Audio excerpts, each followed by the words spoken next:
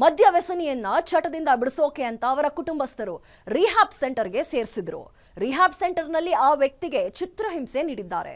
ಅವರು ನೀಡಿದ ಟಾರ್ಚರ್ ತಡೆಯೋಕ್ ಸಾಧ್ಯ ಆಗದೆ ಆತ ಉಸಿರು ನಿಲ್ಲಿಸಿದ್ದಾನೆ.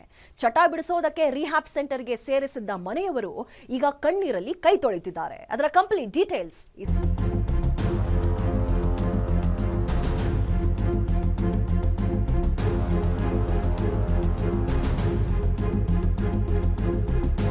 ಆಸ್ಪತ್ರೆಯ ಬೆಡ್ ಮೇಲೆ ಪ್ರಜ್ಞಾಹೀನವಾಗಿ ಬಿದ್ದಿರೋ ವ್ಯಕ್ತಿ, ಮೃತದೇಹದ ಎದುರು ಗೋಳಾಡ್ತಿರೋ ಸಂಬಂಧಿಕರು, ಸ್ಥಳಕ್ಕೆ ಬಂದ ಪೊಲೀಸರ ವಿರುದ್ಧ ಆಕ್ರೋಶ ವ್ಯಕ್ತಪಡಿಸಿರೋ ಜನ, ನಶೆ ಮುಕ್ತ ಕೇಂದ್ರದ ಬಳಿ ಶವ ಇಟ್ಟು ಪ್ರತಿಭಟನೆ ಮಾಡ್ತಿರೋ ಸಾರ್ವಜನಿಕರು.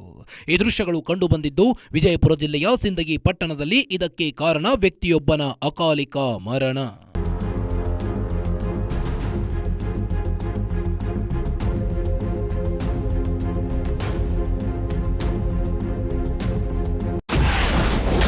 ಮದ್ಯದ ಚಟಕ್ಕೆ ದಾಸನಾಗಿದ್ದ ಹುಚ್ಚಪ್ಪ ಡೋನೂರು. ಚಟ ಬಿಡಿಸಲು ರಿಹ್ಯಾಬ್ ಸೆಂಟರ್ಗೆ ವ್ಯಕ್ತಿ ದಾಖಲು. ಈ ಫೋಟೋದಲ್ಲಿರೋ ವ್ಯಕ್ತಿಯ ಹೆಸರು ಹುಚ್ಚಪ್ಪ ನಿಂಗಪ್ಪ ಡೋನೂರ್ ಅಂತ. ವಿಜಯಪುರ ಜಿಲ್ಲೆ ಸಿಂದಗಿ ಪಟ್ಟಣದ ಜೈಭೀಮ್ ನಗರದ ನಿವಾಸಿ ಹುಚ್ಚಪ್ಪ ಡೋನೂರು ಸುಮಾರು 44 ವರ್ಷ ವಯಸ್ಸಾಗಿತ್ತು. ಚಿಕ್ಕ ವಯಸ್ಸಿನಿಂದಲೇ ಮದ್ಯ ವ್ಯಸನಕ್ಕೆ ದಾಸನಾಗಿದ್ದ. ಸುಮಾರು 20 ವರ್ಷದ ಹಿಂದೆ ಮದುವೆಯಾಗಿದ್ದ. ಮೊದಲು ಹೋಟೆಲ್ ನಡೆಸುತ್ತಿದ್ದ ಹುಚ್ಚಪ್ಪ ಕಳೆದೆರಡು ವರ್ಷಗಳಿಂದ ಮದ್ಯದ ಚಟವನ್ನ ಹೆಚ್ಚು ಮಾಡಿದ್ದ. ಬೆಳಗ್ಗೆ ಎದ್ದ ಕೂಡಲೇ ಮದ್ಯ ಬೇಕೇ ಬೇಕು ಅನ್ನೋ ರೀತಿ ದಾಸನಾಗಿ ಬಿಟ್ಟಿದ್ದ. ಮದ್ಯ ಗಂಟಲಿಗೆ ಇಳಿಯದೇ ಇದ್ದರೆ ಏನು ಮಾಡೋಕೆ ಆಗಲ್ಲ ಅನ್ನೋ ಮಟ್ಟಿಗೆ ಕುಡಿತವನ್ನ ಚಟ ಮಾಡಿಕೊಂಡು ಬಿಟ್ಟಿದ್ದ. ಇದರಿಂದ ಆತ ಏನು ಕೆಲಸ ಮಾಡ್ತಿರ್ಲಿಲ್ಲ. ಇದನ್ನ ನೋಡಿದ ಆತನ ತಾಯಿ ಶಿವಮ್ಮ ಡೋನೂರು ಕುಡಿತದ ಚಟ ಬಿಡಿಸಲು ಸಿಂದಗಿ ಪಟ್ಟಣದ ವೈಷ್ಣವಿ ರಿಹ್ಯಾಬ್ ಸೆಂಟರ್ಗೆ ಸೇರಿಸಿದ್ರು.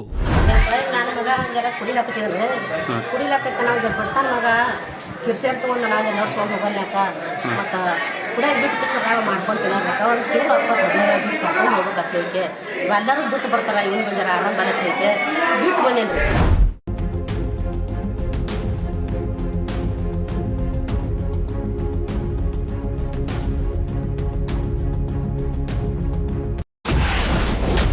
ಮಗನನ್ನ ನೋಡೋಕು ಬಿಡದ ರಿಹ್ಯಾಬ್ ಸಿಬ್ಬಂದಿ.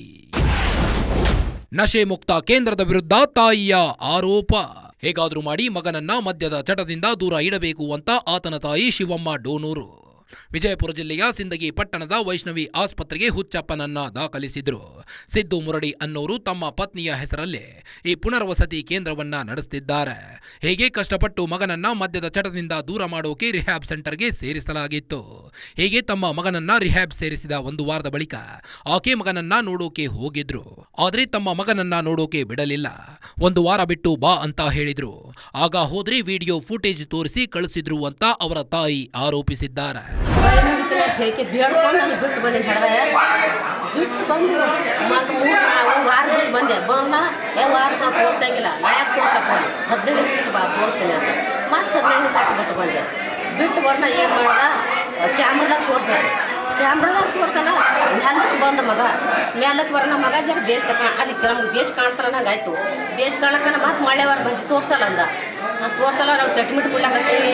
ಮತ್ತು ಅವ ತಾಸು ಬೈತಾನ, ತಾಸು ಹೋಗ್ತಿರ್ತಾನ. ಅವ್ನಿಗೆ ಹಾಲು ಕುಡಿಸ್ತೀನಿ, ಬೂಸ್ ಕುಡಿಸ್ತೀನಿ ನಾವು ಸಂತೋಷದಿಂದ ಬಿಟ್ಟು ಹೋದೆವು. ಸಂತೋಷದಿಂದ ಬಿಟ್ಟು ಹೋಗೋಣ. ನಾವು ಮುಂದೆ 1 ತಿಂಗಳು ಬಿಟ್ಟು ಬಂದಕ್ಕೆ ನಾವು ಭೇಟಿ ಮಾಡಿಸ್ತೀನಿ ಅಂದ. ತಿಂಗಳು ಬಿಟ್ಟು ಭೇಟಿ ಮಾಡಿಸ್ತೀನಿ ನಾನು. ಯಾಕೆ ಹೋದ್ರೆ ಇದು ಯಪ್ಪ ಜಪ್ಪಳೆ ಬಿಟ್ಟು ಸಾಕಾಗ್ಯದ, ನನಗೇನು ಬೇಕಾಗ್ಯದ, ನನಗೆ ಅವ್ರು ಕಟ್ಟಾಗ ಸಾಕಾಗ್ತದ, ಮಕ್ಕಳು ಕುಡಿಲಕ್ಕತ್ತಾರ ಅಂತ ಹೇಳಿಕೆ ಯಾಕೆ ಅಂತ ನಿಮಗೆ ಹೆಚ್ಚಿಲ್ಲ ಅಂತಂದ. ಎಷ್ಟು ಸಂತೋಷದಿಂದ ಹೇಳ್ತಾನೆ ಹೇಳಿಕೆ ನಾನು ಬಿಟ್ಟು ಹೋದೆ. 10,000 ರೂಪಾಯಿ ತುಂಬಿ ಮತ್ತೆ 2,000 ಮತ್ತೆ ಕೊಟ್ಟೆ. ಯಾಕೆ ನನ್ನ ಮಗ ಚಲೋ ಸಾಕ್ರೊಕ್ಕ ತೊಗೊಂಡು ಏನು ಮಾಡಲಿ ಅಂತೇಳಿ ಅವ್ನ ಮಗನಿಗೆ ಬಿಟ್ಟು ಹೋದ್ರಿ. ಮಗನಿಗೆ ಬಿಟ್ಟು ಹೋಗಿ ಮುಂದೆ ಇನ್ನು ಅಮಾಸೆ ದಿನ ಬಂದ್ರಿ. ಅಮಾಸೆ ದಿನ ಬರೋಣ. ಅಮಾಸೆ ದಿನ ಕಳುವಾಗಿ ಬಿಡಂಗಿಲ್ಲ ಇವತ್ತಂದ. ಅಮಾಸೆ ದಿನ ಬಿಡೋಣ. ಹ್ಯಾಂಗೆ ಮಾಡಿ ಅಮಾಸೆ ಬಿಡುವಂತಾನೆ ಬಿಡಲತ್ತಾನೆ ಬಿಡು ಅಂದೆ.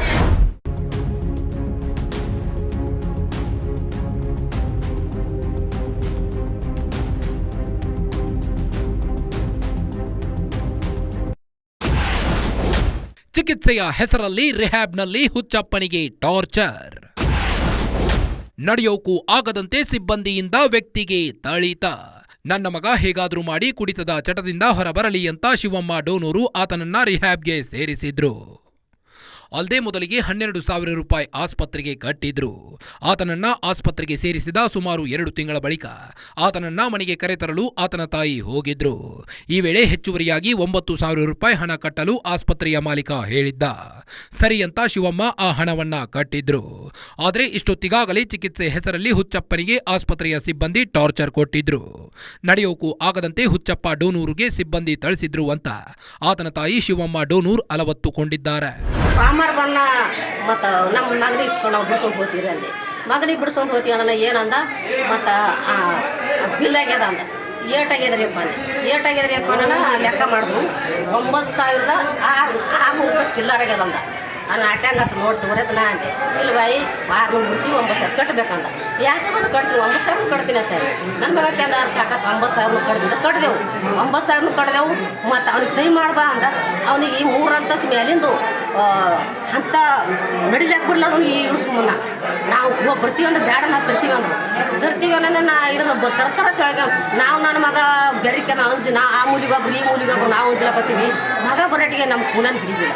ಕೂನ ಹಿಡಕ ನಾವು ಹೊಯ್ಕೊಳ್ಳೋ ಮಾಡ್ಲಕತ್ತವ. ನನ್ನ ಮಗ ಹಿಂಗೆ ಅನ್ನಲ್ಲ ಅಂತೇಳಿ ಹೊಯ್ಕೊಳ್ಳೋ ಮಾಡ್ಲಕತ್ತಗಳಿಗೆ ಅವ್ನು ಅಂಥವ್ನಿಗೆ ಸಹಿ ಮಾಡ್ಬಾತಾನ ಅಂಥ ಪೇಷಂಟ್ಗೆ ಏನು ಅವ್ನು ಪೈಲ್ ತೊಂಬರಕ್ಕೆ ನನ್ನ ಮಗ ಅದನ್ನು ಸಹಿ ಮಾಡ್ತಾನೆ ಅಂದೆ. ನಾನು ಸಣ್ಣ ಮಗ ಸಹಿ ಮಾಡಿ ಹಾಗೆ ರಿಚ್ ಹತ್ರನ ಪಾರ್ವತಿ ಹಾಸ್ಪಿಟಲ್ಗೆ ಹೋಗೋಟಿಗೆ ನನ್ನ ಮಗನಿಗೆ ಅಂಥವ್ನಿಗೆ ಎತ್ಕೊಂಡು ಹೋದ. ನನ್ನ ಸಣ್ಣ ಮಗ ಎತ್ಕೊಂಡು ಹೋಗಿ ಸೋಮವಾರ ಒಯ್ದೀನಿ.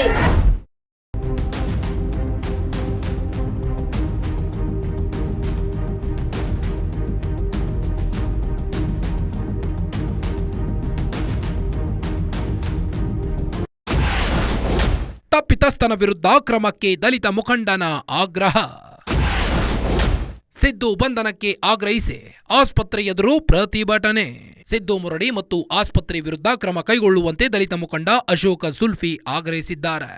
ಅಲ್ಲದೆ ಸಿದ್ದು ಮುರಡಿ ಆಸ್ಪತ್ರೆಯ ಸಿಬ್ಬಂದಿಯನ್ನ ಬಂಧಿಸಲು ವೈಷ್ಣವಿ ಆಸ್ಪತ್ರೆ ಎದುರು ಪ್ರತಿಭಟನೆ ಕೂಡ ನಡೆಸಿದ್ದಾರೆ. ಅಲ್ಲದೆ ರೋಗಿಯ ಮುಖ ನೋಡೋಕೆ ದುಡ್ಡು ಪೀಕಿದ್ದಾರೆ ಅನ್ನೋ ಆರೋಪ ಮಾಡಿದ್ದಾರೆ. ಎಷ್ಟೊತ್ತಿಗಾಗಲೇ ಹುಚ್ಚಪ್ಪ ಡೋನೂರಿಗೆ ಚಿಕಿತ್ಸೆಯ ಹೆಸರಲ್ಲಿ ಮನಸೋ ಇಚ್ಛೆ ಥಳಿಸಿದ್ದಾರೆ ಅನ್ನೋ ಆರೋಪ ಕೇಳಿಬಂದಿದೆ. ಹೀಗಾಗಿ ತಪ್ಪಿತಸ್ಥರ ವಿರುದ್ಧ ಕ್ರಮ ಕೈಗೊಂಡು ಸತ್ತವನ ಕುಟುಂಬಕ್ಕೆ ನ್ಯಾಯ ಕೊಡಿಸಿ ಅಂತ ಅಶೋಕ್ ಸುಲ್ಫಿ ಆಗ್ರಹಿಸಿದ್ದಾರೆ. ಇಲ್ಲರಿ ನೀವು ನಾವು ಭೇಟಿ ಮಾಡ್ಲಿಕ್ಕೆ ಅವಕಾಶ ಕೊಡಲ್ಲ ಅಂದಾಗ, ಇಲ್ಲ ನಮ್ಮ ಪೇಷಂಟ್ ಏನಾದ್ರೆ ನಮ್ಗೆ ಕೊಟ್ಬಿಡ್ರಿ ನಾವು ತೊಗೊಂಡು ಹೋಗ್ತೀವಿ ಅಂದಾಗ, ನಿಮ್ದು ಏನು ದುಡ್ಡಿದೆ ಇನ್ನೂ ಬಾಕಿ ದುಡ್ಡು ಆ ದುಡ್ಡು ಪೇ ಮಾಡಿರಿ, ಅದಾದ ನಂತರ ನಿಮಗೆ ನಾವು ಪೇಷಂಟ್ ನೋಡ್ಲಿಕ್ಕೆ ಅವಕಾಶ ಕೊಡ್ತೀವಿ ಅಂತಕ್ಕಂಥದ್ದು ಸಿದ್ದು ಪೊಲೀಸ ಮತ್ತು ಅವರ ವೈಫ್ ಇರ್ತಕ್ಕಂಥ ಡಾಕ್ಟರ್ ಏನು ಹೆಸರು ನನಗೆ ಗೊತ್ತಿಲ್ಲ, ಶ್ರೀಮತಿ ಅವ್ರದ್ದು, ಅವರು ಇಬ್ಬರು ಭರವಸೆ ಕೊಟ್ಟಾಗ ಇವರು ಏನು 9,000 ಚಿಲ್ಲರೆ ಬಾಕಿ ದುಡ್ಡನ್ನು ಪಾವತಿ ಮಾಡ್ತಾರೆ. ಆ ಪಾವತಿ ಮಾಡಿದಂಥ ಸಂದರ್ಭದಲ್ಲಿ ಪೇಷಂಟ್ ತೋರಿಸಿದಾಗ ಆ ಪೇಷಂಟ್ ಕಂಡೀಷನ್ ತುಂಬ ಸೀರಿಯಸ್ ಇರ್ತದೆ, ಅವನಿಗೆ ನೋಡುವಂಥ ಸ್ಥಿತಿ ಇರಲ್ಲ. ಯಾಕೆ ಈ ರೀತಿ ಆಗ್ಯದ ಅಂದಾಗ, ಇಲ್ಲರಿ ಅವ್ನಿಗೆ ಏನೂ ಆಗಿಲ್ಲ, ಸ್ವಲ್ಪ ಆರಾಮ ತಪ್ಪದ, ನೀವು ಬೇರೆ ಹಾಸ್ಪಿಟ್ಲಾಗ ಹೋಗಿ ತೋರಿಸ್ರಿ ಅಂತ ಹೇಳಿದಾಗ ಆ ಪೇಷಂಟಿಗೆ ನೋಡಿದಾಗ ಮೈ ತುಂಬ ಹೊಡೆದಿರ್ತಕ್ಕಂಥ ಗಾಯಗಳು ಸಿಕ್ಕಾಪಟ್ಟಿ ಇರ್ತಾವೆ. ಆ ಗಾಯಗಳು ನೋಡಿದಾಗ ಕುಟುಂಬದವರು ಆಕ್ರಂದನೆ ಹೆಚ್ಚಾಗ್ತದೆ. ನೀವೇ ಹೊಡೆದಿರ್ತಕ್ಕಂಥ ಆಪಾದನೆಗಳು ಮಾಡ್ತಾರೆ, ಇಲ್ಲ ನಾವು ಹೊಡೆದಿಲ್ಲ ಅಂತಕ್ಕಂಥ ವಾದ ಅವ ಮಾಡ್ತಾನೆ. ತದನಂತರ ಇದು ಪ್ರೈವೇಟ್ ಹಾಸ್ಪಿಟ್ಲಲ್ಲಿ ಇವತ್ತು ನಮ್ಮ ಸಿಂಧಿನಗರದಲ್ಲಿರ್ತಕ್ಕಂಥ ಪಾರ್ವತಿ ಹಾಸ್ಪಿಟ್ಲಲ್ಲಿ ಅಡ್ಮಿಟ್ ಮಾಡ್ತಾರೆ. ಮೊನ್ನೆ ದಿವಸ 2 ದಿವಸ ಅಲ್ಲಿ ಟ್ರೀಟ್ಮೆಂಟ್ ಸರಿಯಾಗಿ ಸ್ಪಂದಿಸದೆ, ಇವತ್ತು ಡಾಕ್ಟ್ರಿಗೆ ಸ್ಪಂದಿಸದೆ ಇವತ್ತು ದಿನಾಂಕ ತೀರ್ಕೊಂಡಿರ್ತಾನೆ. ಆ ತೀರ್ಕೊಂಡಂಥ ಸಂದರ್ಭದಲ್ಲಿ ಕುಟುಂಬದವರ ಆಕ್ರಂದನ ಹೆಚ್ಚಾಗಿದೆ. ಆ ಕುಟುಂಬಕ್ಕೆ ನ್ಯಾಯ ಸಿಗಬೇಕಪ್ಪ ಅಂತಂದರೆ ಆ ಸಿದ್ದು ಪೊಲೀಸ್ ಅಂತಕ್ಕಂಥ ವ್ಯಕ್ತಿ ಅರೆಸ್ಟ್ ಆಗಬೇಕು, ಮತ್ತು ಆ ಯಾರು ಡಾಕ್ಟರ್ ಇದಾರ ವೈಫು ಅವರು ಸಹಿತ ಅರೆಸ್ಟ್ ಆಗಬೇಕು, ಮತ್ತು ಮುಂದೆ ಈ ದವಾಖಾನೆಯಲ್ಲಿ ಇರ್ತಕ್ಕಂಥ ಪೇಷಂಟ್ಗಳು ಎಷ್ಟಿವೆ ಅವರೆಲ್ಲ ಬಿಡುಗಡೆಗೊಳಿಸಿ ಇವತ್ತು ದಲಿತ ಸಮುದಾಯಕ್ಕೆ ಇವತ್ತು ಅನ್ಯಾಯ ಆಗ್ಯದ. ಆ ಅನ್ಯಾಯ ಆದಂಥ ಕುಟುಂಬಕ್ಕೆ ನ್ಯಾಯ ಕೊಡಬೇಕು ಮತ್ತು ಸರ್ಕಾರ ಕೂಡಲೇ ಅವರಿಗೆ ಪರಿಹಾರ ಕೊಡಬೇಕು ಅಂತಕ್ಕಂಥದ್ದು ದಲಿತ ಸಂಘರ್ಷ ಸಮಿತಿ ಆಗ್ರಹ ಆಗಿದೆ.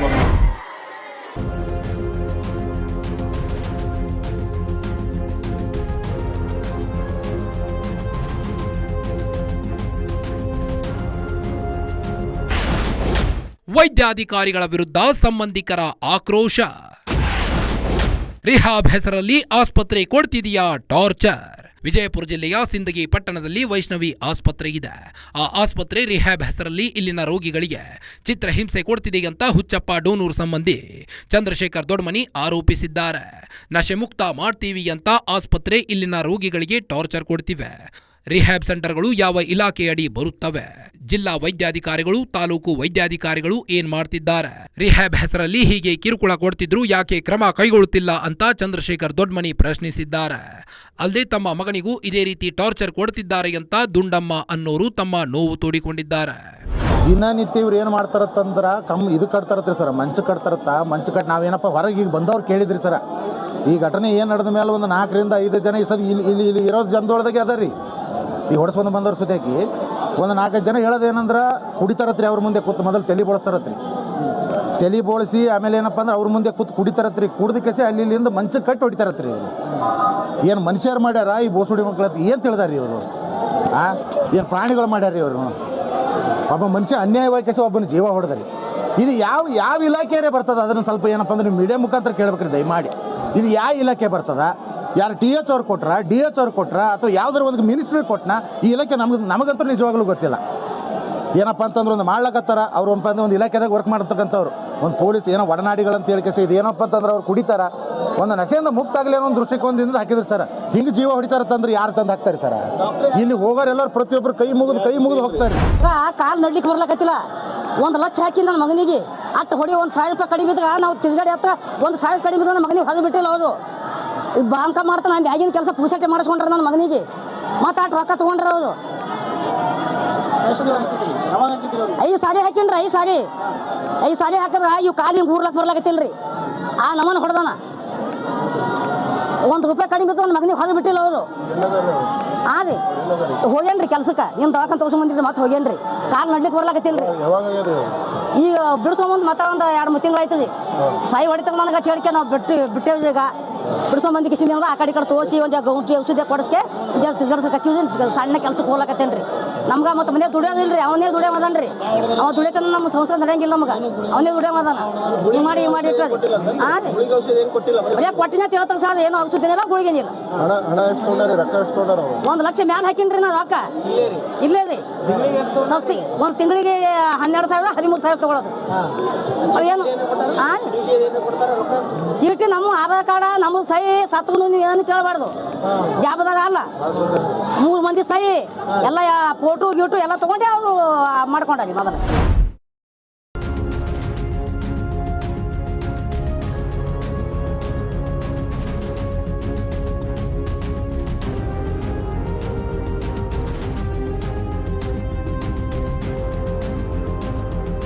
ಇಂತಹ ಚಟಕ್ಕೆ ಬಿದ್ದಿರೋರನ್ನ ಅದರಿಂದ ಹೊರಗೆ ತರಬೇಕು ಅನ್ನೋ ಉದ್ದೇಶದಿಂದ ರಿಹ್ಯಾಬ್ ಸೆಂಟರ್ಗೆ ಸೇರಿಸಿದ್ದಾರೆ. ಆದರೆ ರಿಹ್ಯಾಬ್ ಸೆಂಟರ್ನವರು ಚಟ ಬಿಡಿಸೋ ನೆಪದಲ್ಲಿ ಚಿತ್ರಹಿಂಸೆ ನೀಡಿ ಒಬ್ಬ ವ್ಯಕ್ತಿಯ ಜೀವವನ್ನೇ ತೆಗೆದುಬಿಟ್ಟಿದ್ದಾರೆ. ಮಗನನ್ನ ಕಳೆದುಕೊಂಡ ತಾಯಿ ಈಗ ಕಣ್ಣೀರಲ್ಲಿ ಕೈ ತೊಳಿತಿದ್ದಾರೆ. ಇದಾಗಿತ್ತು ಈ ಹೊತ್ತಿನ ವಿಶೇಷ. ನೋಡ್ತಾ ಇರಿ, ಇದು ಗ್ಯಾರಂಟಿ ನ್ಯೂಸ್. ಸುದ್ದಿ ಖಚಿತ, ನ್ಯಾಯ ನಿಶ್ಚಿತ.